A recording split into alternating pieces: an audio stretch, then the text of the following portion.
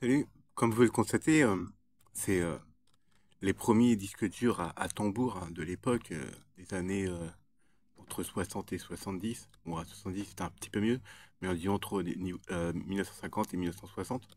Il doit être de capacité à peu près de 5 mégaoctets, voire peut-être 10 mégaoctets. Mais imaginons qu'on fait ça avec nos mémoires actuelles. Donc là, on peut constater que, imaginons que ça, là, ces petits traits là, imaginons que c'est des RAM de 1 giga. Et là, bah, on en a deux, on peut en voir qu'il y en a un troisième, donc théoriquement, il devra en avoir un autre de l'autre côté, et encore deux autres derrière. Donc ça, en tout, ça en fait 6.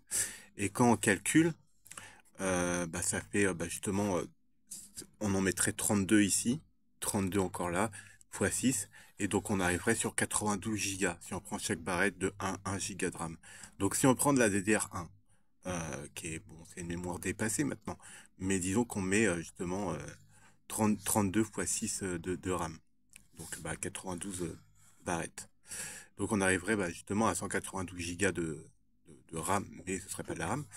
Et donc on stockerait toutes les barrettes. Ensuite au-dessus on met comment on appelle ça, un port USB 3.2, ce qui est le plus rapide, ou même un autre port qui permettrait de transférer des données. Et on pourrait l'utiliser comme stockage. À 192 gigas de stockage, bon c'est pas énorme, mais on aura la vitesse de la RAM. Et après, bon, on peut très bien imaginer de la RAM en DDR2 ou DDR3. Et pourquoi pas mettre de la RAM, mettre du 8 Go par exemple.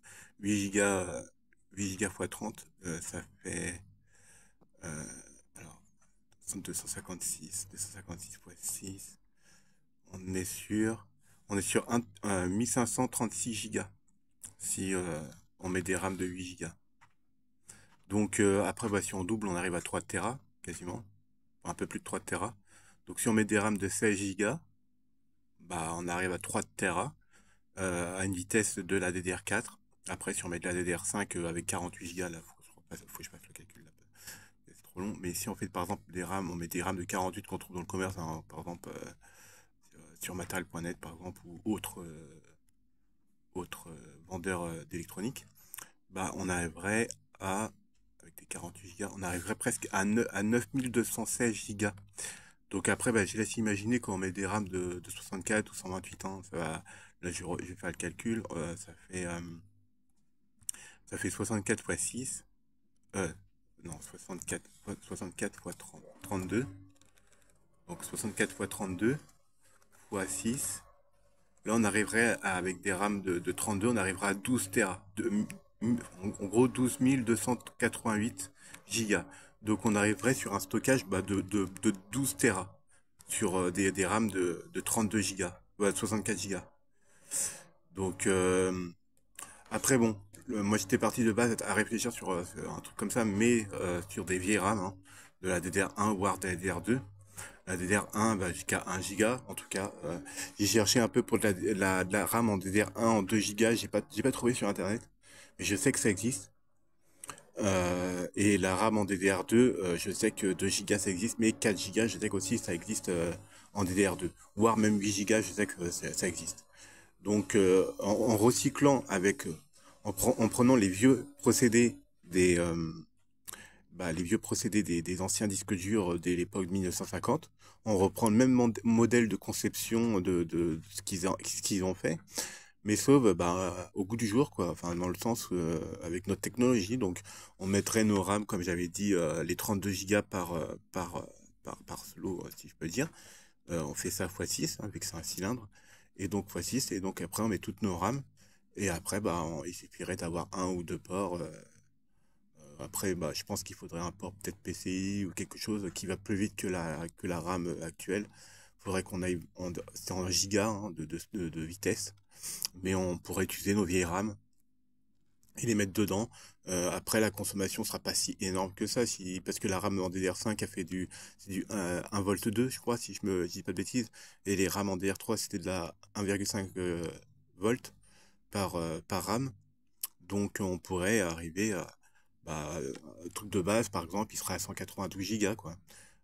C'est pas si énorme que ça, mais on atteindrait, je pense, des vitesses qui seront beaucoup plus rapides déjà que des disques durs, et éventuellement peut-être que des SSD 2,5 pouces. Après, je sais que les NVMe iront plus vite, j'imagine, mais ça peut être un bon moyen de recycler les vieilles RAM, en fait, de créer un procédé de stockage comme ça avec de la RAM superposée, et en fait tout serait centralisé, et pourquoi pas l'utiliser soit en mémoire de stockage comment on appelle ça, pour stocker des données, un film, vidéo, texte, etc., sur de la mémoire vive.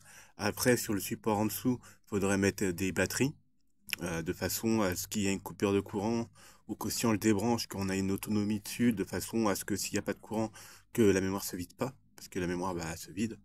Mais bon, il y a quand même des résidus de mémoire fantôme qui restent dessus, etc., mais ils seront illisibles en fait. Donc il faudrait un moyen de maintenir une certaine tension en fait dans la RAM pour garder la mémoire interne. Et donc bah, avec les batteries maintenant actuelles d'aujourd'hui, il y a des batteries de 20 000 mAh, voire si ce n'est plus. Donc on pourrait faire un truc intéressant, quoi. Et donc voilà. Moi je suis en train de réfléchir sur un truc comme ça. Bon, je vais pas le concevoir dans irréel, mais le concevoir intellectuellement, c'est plutôt intéressant, quoi.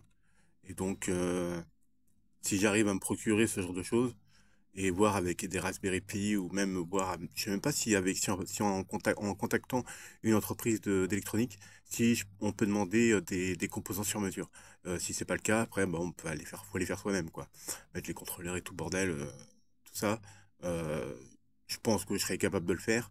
Ça me prendra du temps, mais il y a moyen de le faire, hein. De toute façon, c'est pas si compliqué que ça. Après, bon, il faudrait juste trouver les firmware qui sont à l'intérieur pour gérer les contrôleurs, etc. Faudrait prendre par exemple des firmware de RAM qui existant déjà et de les intégrer dans le circuit. Ensuite, il faudrait juste changer quelques valeurs dans le protocole pour justement qu'ils puissent gérer ça en fait. Bon, il y aura juste quelques programmations à faire. Mais je pense que ça doit pas être si compliqué que ça en fait. Faut juste suivre quelques, j'imagine, tutoriels etc. Mais il y a moyen de le faire en fait. Donc voilà. C'est voilà pour partager une petite idée comme ça que je suis en train de faire actuellement. Bon, je vous fais des poutous. Prenez soin de vous. Tchuss.